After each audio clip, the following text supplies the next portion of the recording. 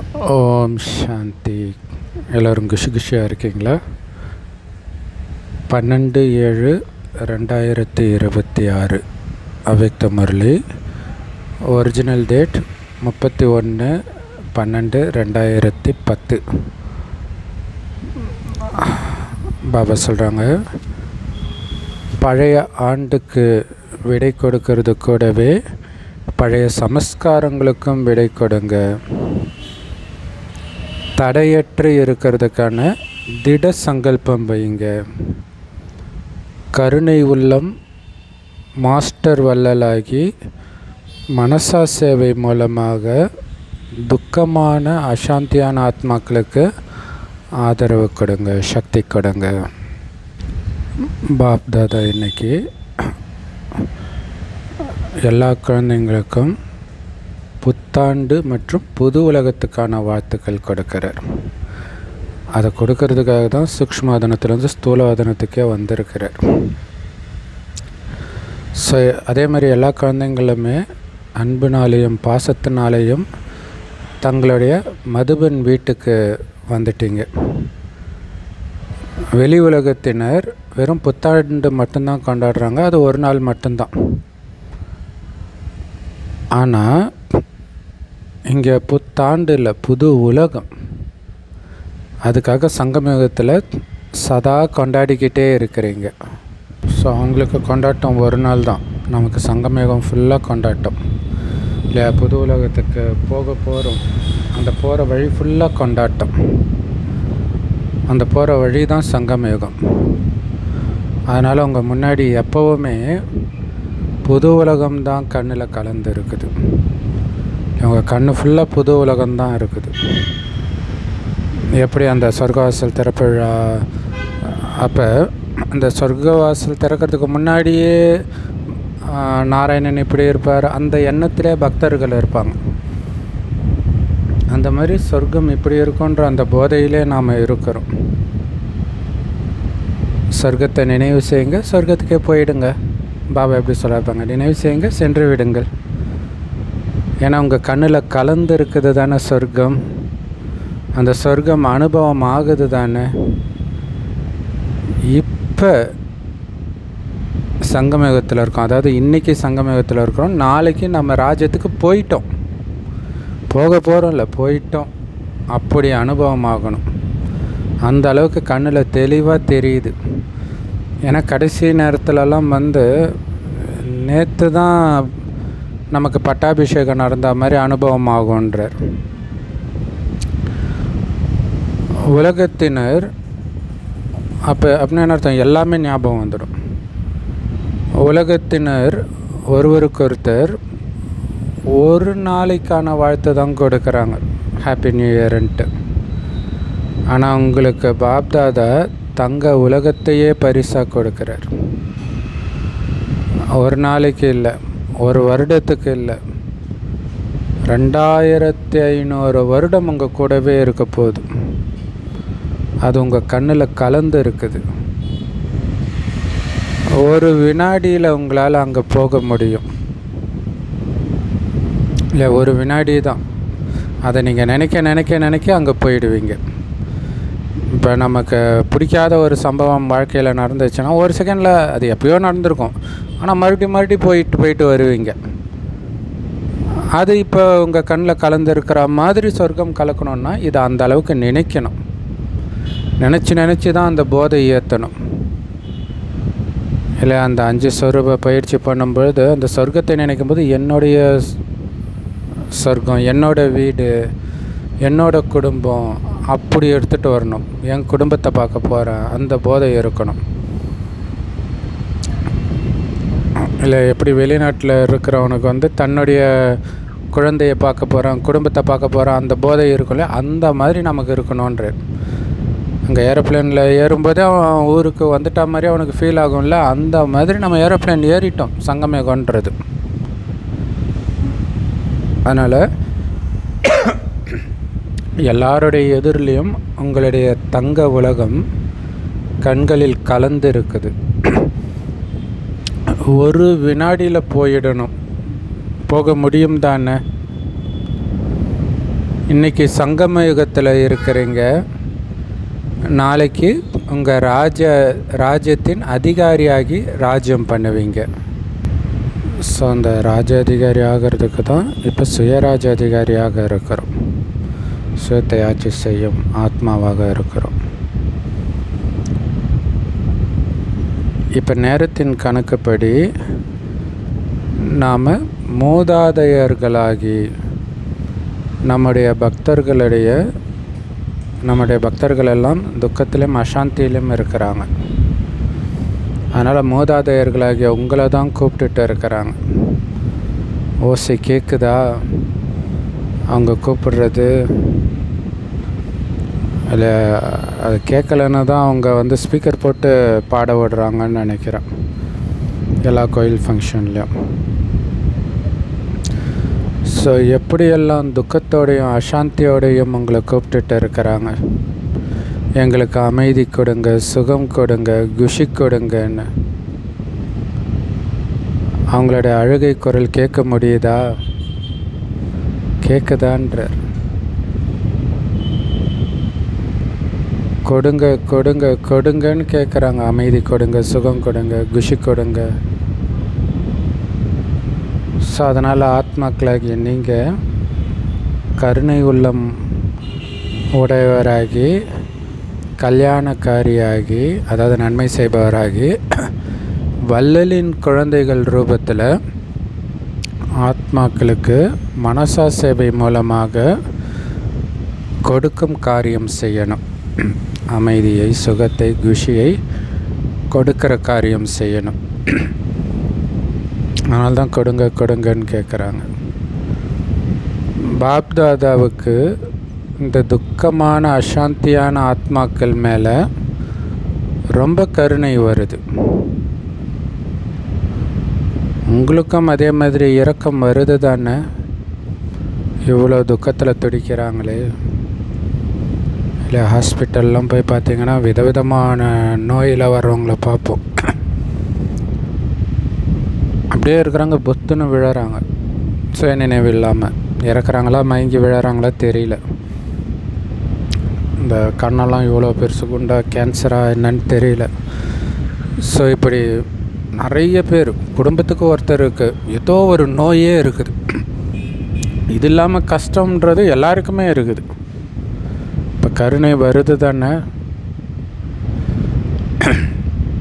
So இருமல் தான் ப்ராக்கெட்டில் போட்டிருக்கிறாங்க. பிரம்மா பாபா இருமல், பிரம்மா பாபாவுக்கு இருமல் வந்துடுச்சு. ஸோ உங்களுக்கும் ஆத்மாக்கள் மேலே இரக்கம் ஏற்படுது தானே? இப்போ இந்த வருஷம், ஏன்னா இன்றைக்கி புது வருடம் வந்துட்டு இருக்குது இல்லையா? இது நியூ இயர் முரளி. ஸோ பழைய வருடமும் போக போகுது. அதனால் போன அதாவது போகக்கூடிய வருடத்துக்காக, அந்த முடிய போகிற வருடத்துக்காக என்ன திட்டம் தீட்டி இருந்தீங்க? ஏன்னா அந்த வருடம் போயிடும். ஆனால் அந்த வருடத்தோடு சேர்த்து நீங்கள் எதுக்கு டாட்டா காட்டணும், விடை கொடுப்பீங்க? எப்படி வருடத்துக்கு நீங்கள் விடை கொடுப்பீங்க, அதான் நியூ இயர் கொண்டாடுறது. அது கூடவே வாழ்க்கையில் எதுக்கு விடை கொடுக்க போகிறீங்க? புது வருடம் வர மாதிரி உங்கள் வாழ்க்கையில் புதுசாக எதை எடுத்துகிட்டு வர போகிறீங்க? அதுக்கு தான் நியூ இயர் ரெசல்யூஷன். இல்லை, வருடம் போன மாதிரி ஏதாவது பழைய விஷயத்தை விட்டுடணும். புது வருடம் வர மாதிரி புதியதாக எதையாவது கடைப்பிடிக்கணும். ஸோ பழைய விஷயத்தை விட போகிறீங்களே, அது சதா காலத்துக்கும் விடை கொடுப்பீங்களா அல்லது சும்மா கொஞ்ச காலத்துக்கு தானா? ஏன்னா பாபா சிக்னல் கொடுக்கிறார். இன்னைய வரைக்கும் என்ன பழைய சமஸ்காரம் பாக்கி இருக்குதோ அந்த சமஸ்காரங்களை எல்லாம் மனசால் பார்த்து தெரிஞ்சுக்கிட்டு அழிச்சே ஆகணுன்றார். இல்லை அழிச்சே ஆகணும், அழிக்கணும்னு எண்ணம் வைக்கிறதில்ல, அழித்தே ஆகணும்.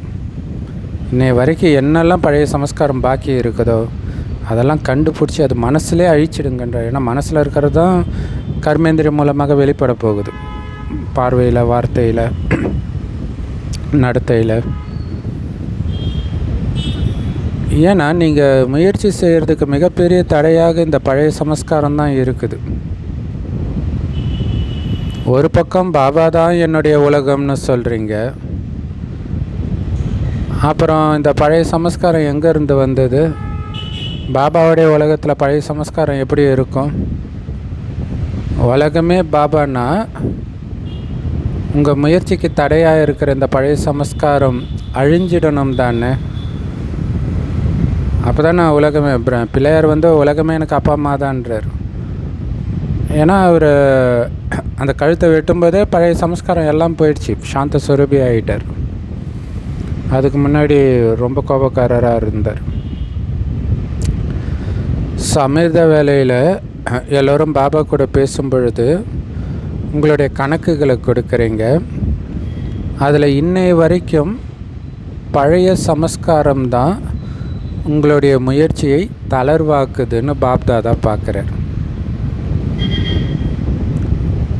இல்லையா? அவங்க கணக்கை பார்க்கும்பொழுது இதான் தெரியுது, அந்த பழைய சமஸ்காரம் தான் முயற்சி, தீவிர முயற்சி ஆக விடாமல் தடுக்குதுன்னு பார்க்குறார். அதனால் இன்றைக்கி வருடத்துக்கு விடை கொடுக்கறதுன்னு கூடவே இந்த சமஸ்காரங்களுக்கும் விடை கொடுக்க முடியுமா? கை உயர்த்த சொல்கிறார், கொடுத்தே ஆகணும். ஏன்னா கை உயர்த்துறது ரொம்ப ஈஸி, ஆனால் மனம்ன்ற கையை உயர்த்தணும். ஸோ உயர்த்திட்டு இருக்கிறீங்க. பழைய சமஸ்காரங்களை சதா காலத்துக்கும் விடை கொடுக்கறதுக்காக இப்போ கை உயர்த்திட்டு இருக்கிறீங்க. பழைய சமஸ்காரமே இருக்கக்கூடாது, இருக்கிற இடம் தெரியாமல் எரிக்கணும். எரிப்பீங்களா? மறுபடியும் கை உயர்த்துங்க. நல்லது. மெஜாரிட்டியான குழந்தைங்க கை உயர்த்தி பாப்தாதாவை குஷிப்படுத்திட்டீங்க. ஸோ அதனால் பாப்தாதாவுக்கு ரொம்ப குஷி. என்ன குஷி தெரியுமா? என் குழந்தைங்க ரொம்ப தைரியமானவங்க இல்லையா? பழைய குணத்தை, சமஸ்காரத்தெல்லாம் இன்னோட அழிச்சிடுறேன்னு கை உயர்த்துறாங்கன்னா தைரியம் வைக்கிறாங்கல்ல. அதான் பாபா சொல்றார், எங்கே தைரியம் இருக்குதோ அங்கே பாப்தாதாவுடைய உதவியும் சதா இருக்குது. தைரியம் வச்சா பாபா நான் இதை வெல்லணும்னா வைங்க, என்னோட பாபான்னு வைங்க, அங்கே உதவி கிடைக்குன்றார். நீங்கள் அந்த நேரம் மனதார என்னோட பாபான்னு சொன்னீங்களா, அதுதான் விஷயமே. அது கோபமாக இருக்கட்டும், காமமாக இருக்கட்டும், எந்த விகாரமாக இருக்கட்டும், அந்த நேரம் என்னோட பாபான்னு சொல்லுங்கள், பலகீனம் போயிடும். அந்த உதவி வந்துடும். அதுதான் பாபாவுடைய உதவி பெறுவதற்கான வழி. ஸோ இப்போ நீங்கள் கை உயர்த்தி இருக்கிறீங்கனாலே பாபாவுடைய சின்ன சென்டர், பெரிய சென்டர் எல்லாமே சதா காலத்துக்கும் தடையற்றதாக ஆயிடுச்சு தானே. ஏன்னா பாப்தாதா கிட்ட வரக்கூடிய ரிசல்ட்டு சரியாக இல்லாததுக்கு காரணம் பழைய சமஸ்காரம் தான். அதனால் இன்றைக்கி உங்கள் சமஸ்காரங்களை சங்கல்பத்தினால அழிச்சிட்டிங்க. கேட்குறார், அழிச்சிடுங்க சொல்லலை, அழிச்சிட்டிங்கன்னே சொல்கிறார். அந்த ஹிப்னாட்டிசம் பண்ணுவாங்களே, நீங்கள் அப்படியே அங்கே போயிட்டு இருக்கிறீங்க, அங்கே பார்க்குறீங்க, அதே மாதிரியே பாபா பண்ணுறார் பாருங்க. சங்கல்பத்தினால அழிச்சிட்டிங்கன்றார். அதாவது தடையற்றவன் நான் அப்படிங்கிற வரதானத்தை அடைஞ்சிட்டிங்கன்றார். அடையணும் சொல்லலை, இன்றைக்கி எதுவுமே அடைஞ்சிட்டிங்க. அடைஞ்சிட்டிங்களா? வரதானம் அடைஞ்சிட்டிங்களா? தைரியத்தின் பலன் கிடைக்கிது தானே. பாப்தாதாவுடைய வரதானமும் கிடைக்கிது, தைரியத்துக்கான பலன் உதவியும் கிடைக்கிது, பாபாவுடைய வரமும் கிடைக்கிது. குழந்தைங்களுடைய தைரியம்ன்ற ஒரு அடி எடுத்து வைக்கும்போது பாபாவுடைய பல அடிகளின் உதவி வந்துடுது. அதனால் இந்த சங்கல்பத்தை இன்னையிலிருந்து ஞாபகம் வச்சுக்கோங்க. அது என்ன சங்கல்பம்? நான் பழைய சமஸ்காரத்தை கொடுத்துட்டேன். இல்லை, எல்லா இந்து பண்டிகையும் இது தான். சூரசம்ஹாரம் என்ன, பழைய சமஸ்காரத்தை சம்ஹாரம் பண்ணுறது தான். அசுர குணத்தை சம்ஹாரம் பண்ணுறது தான் சூரசம்ஹாரம். பிள்ளையார் சதுர்த்தியும் அது தான். இல்லை, தேக உணர்வை அழிச்சிட்டேன். சரஸ்வதி பூஜையும் அது தான். தீபாவளியும் அது தான். பொங்கலும் அது தான். ஸோ நான் பழைய சமஸ்காரத்தை பாபாட்ட கொடுத்துட்டேன், என்கிட்ட கிடையாது. ஒருவேளை அது திரும்ப உங்ககிட்ட வந்துடுச்சுன்னா என்ன பண்ணுவீங்க? கொடுத்த பொருளை உங்களோட வச்சுக்க மாட்டாங்க தானே? இல்லை, ஒரு பொருளை கொடுத்த பிறகு தான் எடுத்துகிட்டு வருவாங்களா? ஐயோ, இது மறந்து எடுத்துகிட்டு வந்துட்டோன்னா உடனே போய் கொடுத்துட மாட்டீங்க? ஏன்னா கொடுத்துட்டோன்னாலே அது என்னது கிடையாது. அப்போ உங்களது கிடையாதுன்னும் போது எப்படி உங்ககிட்ட வச்சுக்குவீங்க? ஸோ தந்தைக்கிட்ட கொடுத்துட்டீங்க, அதனால் அது உங்களது கிடையாது. பாபா கிட்ட தானே கொடுப்பீங்க, பக்கா தானே, கொடுத்துட்டீங்க தானே. இப்போ ரெண்டு கைகளை உயர்த்துங்கன்றார். ஒரு கையில் 2 கை உயர்த்த சொல்கிறார், பக்கான்ட்டு. ஸோ பின்வரிசையில் இருக்கிறவங்களும் கை உயர்த்துறாங்க. கலியுகத்தில் இருந்தாலும் பாபா மூலமாக பிராப்தியாக அடைஞ்சதின் அனுபவம் இப்போ சங்கமயுகத்தில் நீங்கள் செய்கிறீங்க அப்படிங்கிற குஷி பாப்தாதாவுக்கு இருக்குது.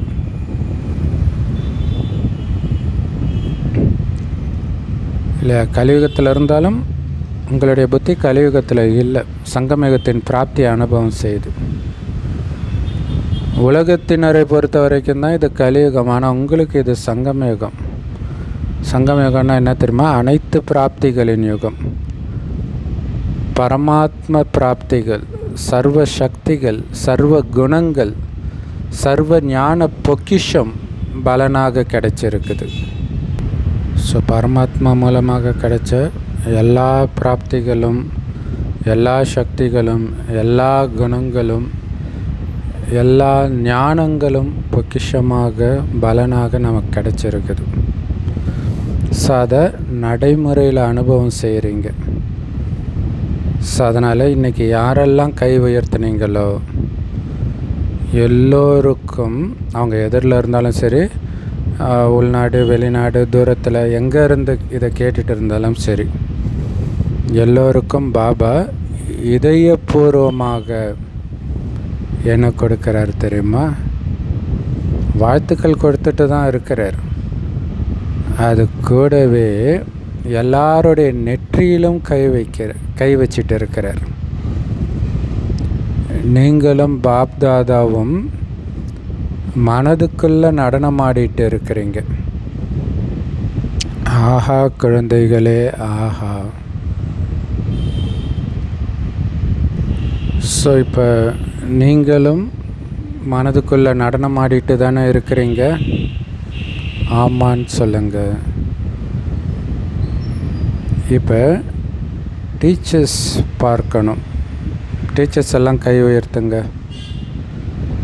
ஸோ டபுள் ஃபாரின் டீச்சர்ஸும் இருக்கிறீங்க தானே?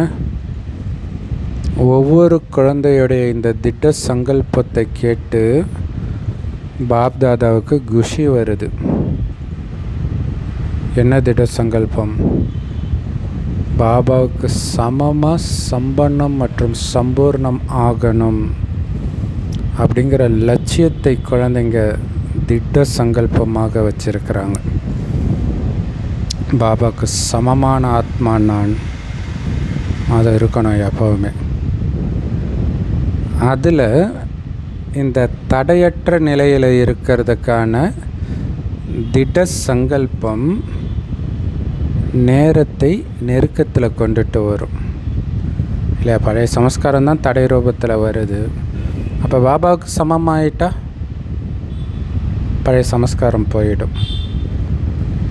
ஸோ அப்போ நேரம் தேவையற்ற விஷயத்தில் வேஸ்ட் ஆகாமல் கடைசி நேரம் பக்கத்தில் வந்துடும்.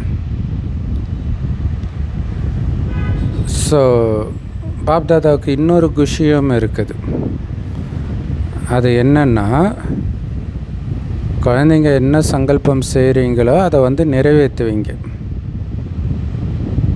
உலகத்தில் இருக்கிற துக்கமான அசாந்தியான ஆத்மாக்களுக்கு மனசா சேவை செஞ்சு கண்டிப்பாக ஆதரவு கொடுப்பீங்க.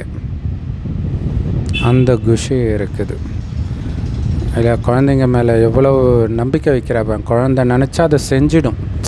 செய்வீங்களா? இல்லை, குழந்தை செஞ்சிடும். செஞ்சிட்டீங்கன்னே சொல்லிட்டார், கொடுத்துட்டீங்க, எரிச்சிட்டிங்கன்னே சொல்லிட்டார். ஸோ துக்கம் இருக்கக்கூடிய குழந்தைங்களுக்கு சுகத்தின் அதிர்வலைகளை பரவ செய்யணும். ஏன்னா அவங்களும் பாப்தாதாவுக்கு குழந்தைங்க தானே, பக்தர்கள் கூட. அவங்களுடைய கூக்குரலை, கதறலை பாப்தாதாவால் பொறுத்துக்க முடியலையாம். செம சூப்பர் இல்லையா? ஸோ நம்மளை என்ன தான் பாபா புகழ்ந்தாலும் அந்த குழந்தைங்களோட அழுகையை பாபாவால் பொறுத்துக்க முடியல. அப்போ குழந்தைகள் மூலமாக தான் அவங்களுக்கு ஆதரவு கிடைக்கும். அதனால தான் நம்மளை சக்தி கொடுங்க, சக்தி கொடுங்க சொல்கிறார். இல்லை, ஒரு அப்பா இருக்கிறாரு, அவருக்கு படுத்த படுக்கையில் இருக்கார், எல்லா குழந்தை மேலே அன்பு இருக்குது. அப்போ நல்லா இருக்கக்கூடிய குழந்தைய மற்ற குழந்தைய பார்த்துக்க சொல்லுவார்ல, அதைத்தான் பாபா நம்மளை பண்ணுறார். குழந்தைங்க அழுவுறதை என்னால் கேட்க முடியல, பொறுத்துக்க முடியலன்றார். அவங்க உங்களுடைய குடும்பத்தினர்கள் தானே இல்லையா? உலகம் ஃபுல்லாக நமக்கு குடும்பம் தான், அதை புரிஞ்சுக்கணும். எந்த மதம், எந்த இனம், எந்த நாடு, யாராக இருந்தாலும். உக்ரைனில் இருக்கக்கூடிய குழந்தையும் சரி, பாலஸ்தீனில் இருக்கக்கூடிய குழந்தையும் சரி, இஸ்ரேலு, எல்லா இடத்துலையும் துடிக்கிறவங்க நம்ம குடும்பத்தினர் தான். ஸோ துக்கம், அசாந்தி வேகமாக அதிகரிச்சுட்டு இருக்கிறத பார்க்குறோம் வீட்டுக்கு வீடு. அதனால் இப்போ கருணை உள்ளமுடையவர் ஆகுங்க. இல்லை, நிறைய இடங்களில் இந்தியாவிலே நிலச்சரிவு, பயங்கரமான வெள்ளம், ஒரு பக்கம் பயங்கர வெயில், எல்லாத்தையும் பார்க்குறோம். வேகமாக துக்கம் அதிகரிக்குது அப்படின்னா அத்தனை பேருக்கு சக்தி கொடுக்கணும்ல. கருணை உள்ளமுடையவர் ஆகுங்க. ஸோ அதனால் கூடவே இந்த சங்கல்பமும் செய்யுங்க. கருணை மட்டும் இருந்தால் போதாது, ஒரு சங்கல்பமும் வைக்கணும். அது என்னது? நடக்கும்போதும் காரியம் செய்யும் பொழுதும், குறிப்பாக விசேஷமாக அமிர்த வேளையில் ஆத்மாக்களுக்கு மனசா சேவையும் செய்வேன் அப்படின்ற சங்கல்பம் எடுத்துக்க முடியுமா? எப்போவுமே மனசா சேவை செய்யணும், அதில் குறிப்பாக அமிர்த வேலையில்ன்ற இல்லை, சக்தி கொடுத்துக்கிட்டே இருங்க. ஏன்னா சக்தி எடுக்கிற நேரம் அப்புறம் கொடுக்குற நேரம்லாம் முடிஞ்சிச்சு. எடுக்கிறதும் கொடுக்குறதும் ஒரே நேரத்தில் இருக்கணுன்றார். சதா காலத்துக்கும் அது எப்போ சாத்தியம்? பழைய சமஸ்காரமே உங்ககிட்ட இல்லைன்னா தான் நீங்கள் கொடுக்குற சக்தி அங்கே போய் சேரும். அதான் சேவைக்கு தடையாக இருக்குது பழைய சமஸ்காரன்றார். அதனால தான் சதா காலத்துக்கும் பழைய சமஸ்காரத்தை அழிச்சிடுவேன்ற சங்கல்பம் எப்படி எடுத்தீங்களோ அந்த மாதிரி ஒரு வினாடி விடாமல் அனைத்து ஆத்மாக்களுக்கும் சக்தி கொடுத்துக்கிட்டே இருப்பேன்ற சங்கல்பமும் எடுங்க. சதா காலத்துக்காகவும் எடுத்துக்கிட்டிங்களா, இல்லை கொஞ்ச காலத்துக்காக எடுத்துக்கிட்டிங்களா? சதா காலத்துக்காகவும். சமஸ்காரங்களை அழித்து சதா காலமும் பாப் சமான் ஆவேன்.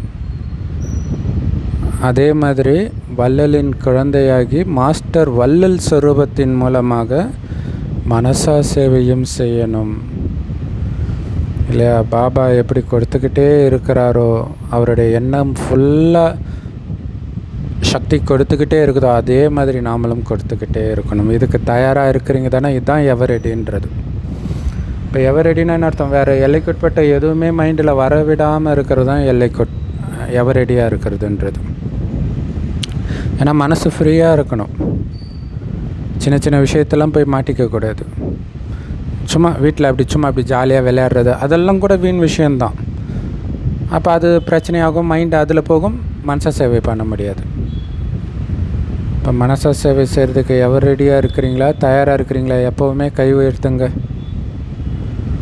இல்லை, மற்ற சேவையோடு சேர்த்து மனசா சேவையும் எப்போவும் செய்வீங்களா? முழு நாளும் நேரம் கிடைக்கும் பொழுதெல்லாம் கண்டிப்பாக மனச சேவை செய்யணும், முழு நாளும் பண்ணணுன்றார். நான் பவர்ஃபுல்லான வாணி இல்லையா? ஏன்னா குழந்தைகளாகிய நீங்கள் தான் சுகமான உலகத்தை கொண்டுட்டு வரணும். சுகமான உலகத்தை சுகமான எண்ணங்களை உருவாக்குறதன் மூலமாக தான் எடுத்துகிட்டு வர முடியும். உலகத்திற்கு சுகத்தை கொடுக்க வேண்டும்ன்ற அந்த சுபமான எண்ணம் இருக்கணும். ஏன்னா இந்த சேவைக்கு பாபாவுடைய ரைட் ஹேண்டே நீங்கள் தான்றார். பாபா எண்ணத்தின் மூலமாக தான் உலகத்துக்கு எல்லாத்தையும் கொடுக்குறார். அதே மாதிரி எண்ணத்தின் மூலமாக பாபாவோடு சேர்ந்து அனைத்தையும் கொடுப்பதற்கு நீங்கள் கருவியாக இருக்கிறீங்க. ஸோ வலதுகரமாக நம்மக்கிட்ட அந்த பொறுப்பை ஒப்படைச்சிருக்கிறார். ஸோ கை கொடுப்பீங்க தானே? நீங்கள் தந்தையுடைய வலதுகரமாக இருக்கிறீங்க.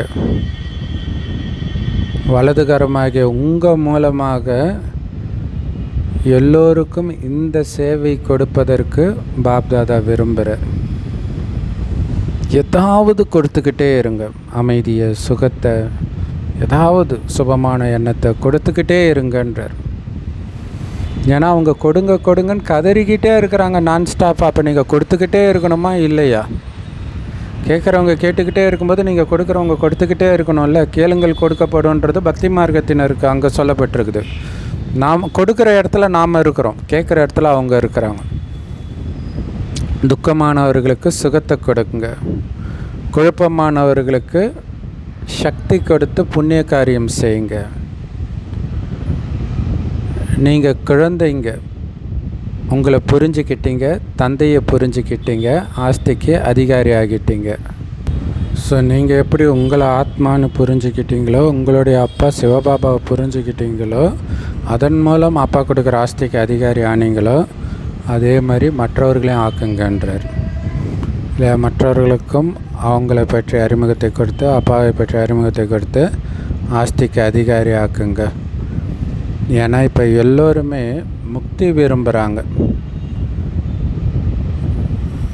எல்லோரையும் முக்திக்கு அனுப்பிட்டு நீங்கள் தந்தையின் வரதானத்தினால ராஜ்ய அதிகாரிகளாக ஆவீங்க. ஸோ அதனால் ஒவ்வொரு குழந்தைக்கும் பாபா இந்த சங்கல்பம் தான் கொடுக்குறார். நிர்விக்ன பவ சேவாதாரி பவ. இல்லை, தொடர்ந்து மனச சேவை பண்ணாலே நிர்விக்னமாக தான் இருப்பீங்க. ஏன்னா வேறு எந்த எண்ணமும் வர விடலை இல்லையா? ஸோ சேவை ரொம்ப முக்கியம். மனச சேவையினால் மட்டும்தான் உங்களால் வீண் எண்ணத்தை ஜெயிக்க முடியும் இல்லையா? ஏன்னா அதில் தானே மனசு பிஸியாக்குறீங்க.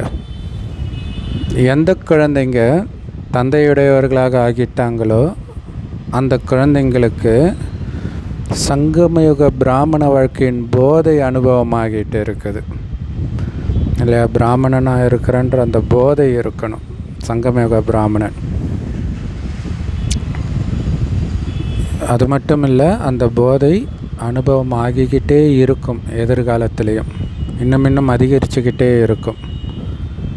ஸோ புது குழந்தையாக இருந்தாலும் சரி, பழைய குழந்தையாக இருந்தாலும் சரி, யார் பாபாவுடைய ஆஸ்திக்கு அதிகாரி நான் அப்படின்னு நினைக்கிறீங்களோ, அதீந்திரிய சுகம்ன்ற ஊஞ்சல் ஆடிட்டு இருக்கிறீங்களோ, சமஸ்காரங்களின் மீது வெற்றி அடைகிறதுக்கான சங்கல்பம் செஞ்சுருக்கிறீங்களோ, அந்த எல்லா ஆத்மாக்களும் கோடியில் சிலராகி இருக்கிறீங்க, அல்லது சிலரிலும் சிலராக ஆகியிருக்கிறீங்களா அப்படின்னு கேட்குறார். ஏன்னா கோடியில் சிலருக்கு தான் இந்த ஞானம் கிடைக்கும்.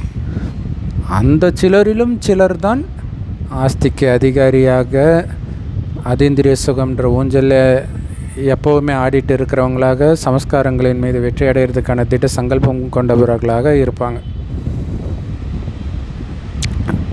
ஸோ ஜனக் குழந்தை, அதாவது ஜானகிதாதி சொல்லியிருக்கிறாங்களாம், அவங்க தான் அந்த சிலரிலும் சிலர் நாம் அப்படின்னு சொல்லியிருப்பாங்க போல இருக்குது. 108 மாலை 16,000 மாலையுடன் சந்திப்பு செய்யுங்கள். நான் 16,000 அல்லது 108 மாலையில் வரக்கூடியவன் என்று நினைப்பவர்கள் கை உயர்த்துங்கள். பாருங்களா, 108 மாலையில் இருக்கிறவங்க 16,000 மாலையோடு இருக்கிறவங்கள சந்தியுங்கள்ன்றார் இல்லையா. அவங்களுக்கு ஆலோசனை கொடுக்கறது, சக்தி கொடுக்கறது எல்லாமே. ஏன்னா அங்கே ஹைரார்க்கியாக தானே வருது. நாராயணன் ராஜ்யம், அவங்களுக்கு கீழே 108, அதுக்கு கீழே 16,000, இப்படி வரும் அது. ஸோ அப்படி 108 மாலையில் வரக்கூடியவனா நான், அல்லது 16,000 வரக்கூடியவனா? கண்டிப்பாக அப்படி வரக்கூடியவன் நினைக்கிறவங்க கை உயர்த்துங்க. 108 மாலையில் வரக்கூடியவனான்னு நினைக்கிறவங்க கை உயர்த்துங்க. ஸோ புது குழந்தைங்க கூட கை உயர்த்துகிறாங்க, வாழ்த்துக்கள். நிச்சய புத்தி உடையவர்கள் கண்டிப்பாக வெற்றி அடைவாங்க. ஏன்னா நிச்சய புத்தி வைஜெயந்தி அது ஒரு தாரக மந்திரம் இல்லையா. ஏன்னா நிச்சய புத்தி உடையவர்கள் முன்னேறி செல்ல முடியும், கண்டிப்பாக முன்னேறி செல்வார்கள்னு பாப்தாதாவுக்கு தெரியும். அந்த நம்பிக்கை தான் முக்கியமான விஷயமே. நல்லது. முதல் முறை வந்தவர்களை பாபா கை உயர்த்த சொல்கிறாரு. எல்லாரின் சார்பாக பாபா வாழ்த்து கொடுக்குறாரு. என்ன நிச்சயம் பண்ணீங்களோ அதை அமிர்த வேலையில் சதா திரும்ப திரும்ப நினைங்க. அதுதான் ரொம்ப முக்கியமானது. அதுதான் சோமானில் இருக்கிறது. திரும்ப திரும்ப அதே சிந்தனை, அந்த திட சங்கல்பத்தை உருவாக்கிக்கிட்டே இருக்கணும் அமிர்த வேலையில், நாள் முழுவதும், குறிப்பாக அமிர்த வேலையில். ஸோ குழந்தைங்களை பார்த்து பாப்தாதாவுக்கு குஷி வருது. ஏன்னா டூ லேட் ஆகிறதுக்கு முன்னாடியாகவே உங்களுடைய ஆஸ்திக்கு அதிகாரி ஆகிட்டீங்க. அதனால் இங்கே வந்திருக்கிற குடும்பத்தினர் அனைவரின் சார்பாக அல்லது அவங்கவுங்க சென்டரில் இருக்கக்கூடிய எல்லா குழந்தைங்களின் சார்பாக பாப்தாதா புது குழந்தைங்க எல்லோருக்கும் வாழ்த்து கொடுக்கிறார். இப்போ நீங்கள் அதிசயம் பண்ணணும். தைரியம் இருக்குதா? சொல்லுங்கள், தைரியம் இருக்குதா? நீங்கள் முன்கூட்டியே தடையற்றவர்களாக இருக்கணும். அதே மாதிரி நிச்சய புத்தியிலும் சரி, போதையிலும் சரி நம்பர் 1 வரணும் இல்லையா. அந்த 108 வரவனான்ற அந்த போதையிலும் நம்பர் 1 வரணும், அந்த நிச்சய புத்தியிலையும் நம்பர் 1 வரணும். பழையவர்கள் தான், ஆனால் புதியவர்கள் கொஞ்சம் காலத்திலேயே அதிசயம் செய்து காட்டுவாங்க அப்படின்ற குஷி பாப்தாதாவுக்கு இருக்குது. நல்லது. அந்த நம்பிக்கை, அந்த குஷின்றார். ஸோ அப்படிப்பட்டவராக நாம் மாறணும் அப்படிங்கிறது லட்சியமாக இருக்கணும். இப்போ பாப்தாதா புதியவர்களுக்கும் பழையவர்களுக்கும் 1 வினாடிக்கான காரியம் கொடுக்கிறார். எல்லோரும் இப்போவே 1 வினாடியில் தன்னை மற்ற அனைத்து சங்கல்பங்களிலிருந்தும் தூரமாக்கி 1 வினாடியில் உங்களுடைய பிந்து ஸ்வரூபத்தில் நிலைக்க செய்ய முடியுமா? ஸோ அப்படியா 1 வினாடியில் பிந்து ஸ்வரூபத்தில் நிலைக்கிறதன் மூலமாக தான் நம்ம கடைசியில் போகவே முடியும் 1 செகண்டில். ஸோ அதுக்கு தான் அந்த ப்ராக்டிஸ் செய்கிறார். செய்வீங்களா? 1 வினாடியில் நான் பிந்து, அவ்வளோதான். வேறு எந்த சங்கல்பமும் இருக்கக்கூடாது. வெறும் ஜோதி ஸ்வரூபமாக இருக்கிறேன். ஸோ நான் பிந்து அப்படின்ற ட்ரில் செய்ய வைக்கிறார். யார் 1 வினாடியில் உங்களை பிந்து ஸ்திதியில் நிலைக்க செஞ்சீங்களோ அவங்க கை உயர்த்துங்கன்றார். அல்லது வேறு எந்த எண்ணமாவது வந்ததா? வினாடியில் செஞ்சீங்க, நல்லது. ஸோ இப்போ இந்த பயிற்சி 15 நாளைக்கு முழு நாளிலும் ஒவ்வொரு மணி நேரத்துக்கும் 1 வினாடியில் புள்ளி வைங்கன்ற. இல்லை 1 செகண்ட். போன தடவை கூட 1 மணி நேரத்துக்கு 5 செகண்ட் சொன்னார் 5 ஸ்வரூப பயிற்சிக்கு. இப்போ 1 செகண்ட் இல்லை, 1 மணி நேரத்தில் 1 செகண்ட் ஒதுக்கிறது கஷ்டம் இல்லைல்ல. டக்குன்னு அப்படியே விட்டுட்டு அப்படியே பிந்து ஸ்வரூபமாகுங்க ஒரே செகண்ட். இதுதான் கடைசி நேரத்தில் கை கொடுக்கொன்றார் இந்த 1 செகண்ட் ப்ராக்டிஸ். 15 நாளைக்கு பண்ண சொல்கிறார். 15 நாளைக்கு பண்ணாலே என்ன ஆகிடும்? அது உங்களுடைய குணமாகிடும். 2 வாரம் இல்லையா. ஸோ இந்த பயிற்சி ஒவ்வொருத்தரும் பண்ணணும். அங்கே நீங்கள் வெவ்வேறு சூழ்நிலையில் இருக்கலாம், அப்போ கூட உங்களுடைய காரியம் செஞ்சுட்டு இருக்கலாம். ஆனால் 1 வினாடியில் பிந்து ரூபத்தில் நிலைக்கிறதுல வெற்றி கிடைச்சதான்னு செக் பண்ணணும். சூழ்நிலை எப்படி இருந்தாலும் சரி, நீங்கள் என்ன பண்ணிகிட்டு இருந்தாலும் சரி, ஒரு செகண்டில் அதை போட்டுட்டு பரவாயில்ல, இது ஒன்றும் அதை விட முக்கியம் கிடையாது அப்படின்னு டக்குன்னு புள்ளியாக முடியுதா? அந்த செய்கிற காரியம் பிடிச்சி இழுக்காமல் இருக்குதா? சூழ்நிலை பிடிச்சி இழுக்காமல் இருக்குதா? இதுக்கு முன்னாடி இருந்த மனநிலை பிடிச்சி இழுக்காமல் இருக்குதா? செக் பண்ணுங்க. அப்போ தான் வெற்றி கிடைக்குதுன்னு அர்த்தம். ஏன்னா மதுபனில் இருக்கிற சூழல் வேறு. அங்கே அமைதியாக தான் இருக்கிறீங்க. ஒரு செகண்டில் பாபா எதிரே இருக்கிறாருன்னும் போது ஒரு செகண்டில் புள்ளி ஆகிறது ஈஸி தான்.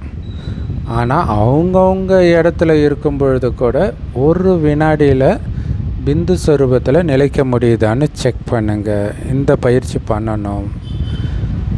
ஏன்னா பாப்தாதா ஏற்கனவே சொல்லியிருக்கிறாரு, இன்னும் போக போக ஒரு வினாடியில் பிந்து ஸ்திதியில் நிலைச்சிருக்கிறது அவசியமானதாக இருக்கும். சாய்ஸ் கிடையாது, வேறு வழியே கிடையாது. ஒரு செகண்டில் இல்லை, டக்குன்னு வெவ்வேறு டெஸ்ட் பேப்பர் வரும், ஒரு செகண்டில் நீங்கள் அப்படி புள்ளி வச்சிடணும். வேறு எங்கேயுமே எதையுமே சார்ந்து இல்லை இல்லையா? ஆத்மா நான் வேறு எதுலேயே டைவெர்ட் பண்ணுறதுலாம் கிடையாது. டைவெர்ட் பண்ணுறதுக்கு எதுவுமே இருக்காது. சுற்றி அவ்வளோ மோசமாக இருக்கும். அப்போ உங்களுக்குள்ளே தான் நீங்கள் போய் ஆகணும். அதான் சொல்கிறார், பிந்து ஸ்திதியில் நிலைச்சிருக்கிறது அவசியமானதாக இருக்கும். அப்படின்னு என்ன அர்த்தம்? சுற்றி இருக்கிற எதுவுமே உங்களுக்கு கை கொடுக்காதுன்னு அர்த்தம். அதனால் தன்னைத்தான் சோதனை செய்யுங்க. அவங்கவுங்க இடத்துல இருந்து சோதனை செஞ்சு உங்களுடைய டீச்சர்ஸ்க்கு எழுதி கொடுங்க. டீச்சர்ஸ் அனைத்து வகுப்புகளின் இந்த ஹோம்ஒர்க்குடைய ரிசல்ட்டை பாப்தாதா கிட்ட கொடுப்பாங்க. அப்போ நான் அதை பார்த்து தெரிஞ்சுக்கிறேன்றார். இதன் மூலம் நீங்கள் 108 வருவீங்களா அல்லது 16,000 மாலையில் அதிகாரி ஆவீங்களா அப்படிங்கிறது தெரிஞ்சிடும்ன்றார். அப்போ பாருங்களா, அந்த ஒரு செகண்ட் கரெக்டாக அந்த டைம் வச்சு டைமர் வைக்கலாம். இல்லை 1 மணி நேரத்துக்கு ஒரு தடவை ஷார்ப்பாக அது கொடுக்குற டைமுக்கு நீங்கள் பண்ணணும். நீங்கள் ஒர்க்கெல்லாம் முடிச்சுட்டு ஒரு செகண்டு கிடையாது. கரெக்டாக அந்த டைம், அதோடைய நினைவு தான் கரெக்டாக அந்த டைம் தொழுகை பண்ணுறாங்கல்ல முஸ்லீம்ஸு. நமக்கும் டிராஃபிக் கண்ட்ரோல் அப்படி தானே. ஸோ அப்படி இருந்தால் கண்டுபிடிச்சிடலான்றார். 108 வருவீங்களான்ட்டு. செம சூப்பர் இல்லை? ஸோ அப்போ தினசரி நீங்கள் போடுற இந்த சார்ட்டில் எத்தனை செகண்டு நீங்கள் வெற்றி பெற்றீங்க இல்லையா? ஸோ ஒரு நாளைக்கு ஒரு 15-16 தடவை பண்ணுவோம் இல்லையா? ஸோ அந்த 16 செகண்டும் வெற்றி பெற்றீர்களா? இதன் மூலம் நீங்கள் எதுக்கு தகுதியானவர்னு தெரிஞ்சிடும்ன்றார். 108 16,000 ஏன்னா இப்போ நீங்கள் கை உயர்த்துவீங்க. உங்களுடைய நடைமுறை தாரணையில்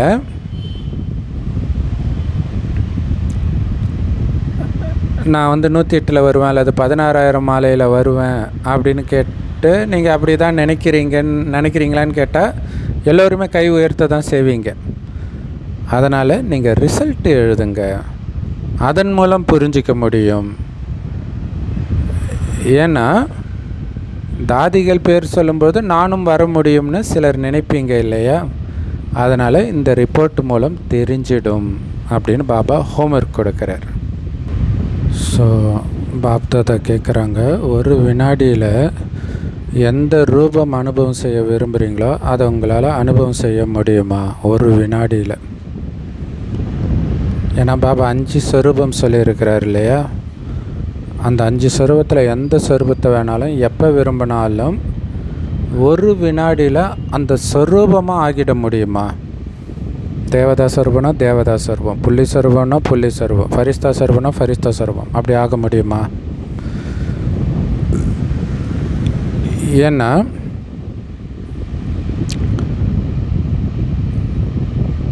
இந்த பயிற்சியின் மூலமாக உங்களை நீங்களே தெரிஞ்சிக்க முடியும். நான் எந்த ஸ்வரூபத்தில் இருக்கிற விரும்புகிறேனோ அந்த ஸ்திதியில் ஒரு வினாடியில் இருக்க முடியுதா? அல்லது கொஞ்சம் டைம் எடுக்குதா மைண்ட் பேலன்ஸ் ஆகிறதுக்கு? இல்லை மைண்டு கிளியராக இருந்தால் தான் டக்குன்னு ஆக முடியும். மற்றபடி கையை உயர்த்தி பாப்தாதாவை குஷிப்படுத்திட்டீங்க. பெரும்பான்மையானவர்கள் கை உயர்த்தினீங்க இல்லை, இந்த ஸ்தூல கையை உயர்த்திட்டீங்க. துவாபர கலியுகத்தில் எப்படி தேக அபிமானத்துக்கான பயிற்சி இயற்கையாக மாறிடுச்சு, அதே மாதிரி இந்த சொரூப பயிற்சி நீங்கள் பண்ணி அதே மாதிரி இயற்கையாக ஆகிடும்ன்ற செம சூப்பர் இல்லையா?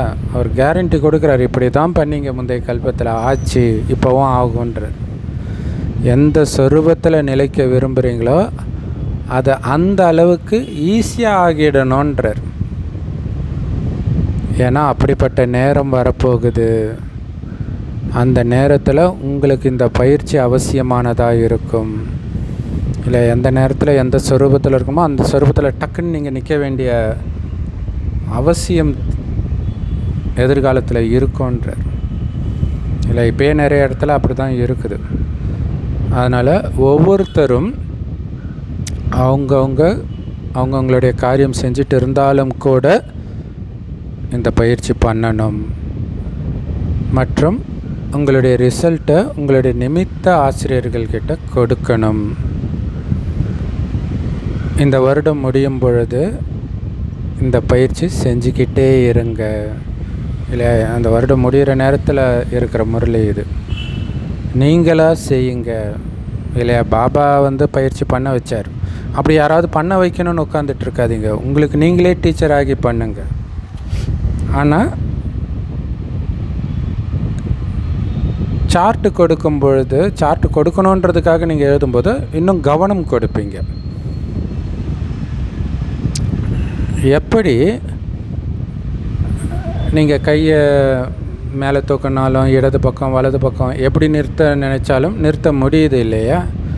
அந்த மாதிரி மனதை எந்த ஸ்திதியில் வச்சுக்க விரும்புகிறீங்களோ அந்த ஸ்திதியில் நீங்கள் வச்சுருக்கணும்.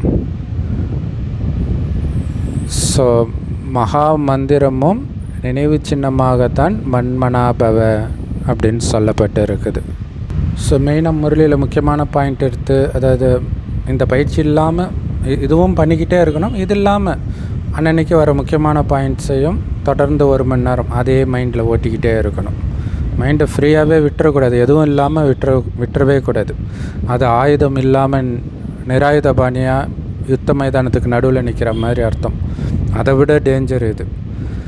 ஸோ அதனால் மனப்பயிற்சியில் எவ்வளவு வெற்றி அடைஞ்சிருக்கிறேன் அப்படின்னு நீங்களே அனுபவம் செய்யுங்க.